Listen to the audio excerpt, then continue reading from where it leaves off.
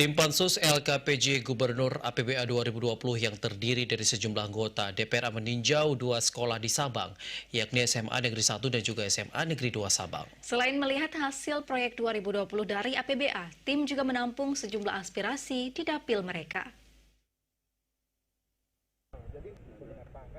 Tim Panitia Khusus LKPJ Gubernur Aceh yang dibentuk menelaah laporan penyelenggaraan pemerintah Aceh tahun 2020 menyambangi dua sekolah di Sabang. Di Sabang, tim meninjau pelaksanaan sejumlah proyek fisik masa itu, masing-masing di SMUN 1 dan SMUN 2 Kota Sabang. Ketua Tim Pansus LKPJ Gubernur Aceh 2020 Sulaiman SE yang juga politisi Partai Aceh mengatakan proyek bidang pendidikan tahun 2020 itu dinilai sudah berjalan semestinya. Selain itu pihaknya juga mendengar aspirasi dari kedua sekolah, diantaranya pembangunan gedung laboratorium dan MCK. Untuk melihat proyek yang telah dilakukan di tahun 2020. Nah, kami kemarin itu sudah sebar tim ke seluruh Aceh, ada 23 kabupaten kota sudah turun semua, dan terakhir hari ini ke Sabang. Selain juga untuk melihat proyek yang telah dilakukan di tahun 2020, kami juga mendata atau melihat secara langsung fasilitas yang dibutuhkan oleh SMA ini.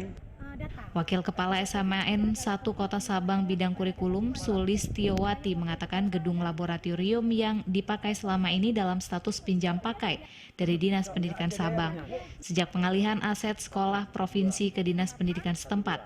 Sementara untuk merehab guna melindungi peralatan di dalamnya, pihaknya menahan diri karena gedung lab dan beberapa lainnya bukan lagi merupakan aset milik SMUN 1. Alhamdulillah nih Pak, kami di Pulau, kedatangan bapak-bapak dari provinsi seperti itu suatu rahmat di mana kami bisa mengemukakan apa kebutuhan kami dan apa keinginan kami yang belum terpenuhi.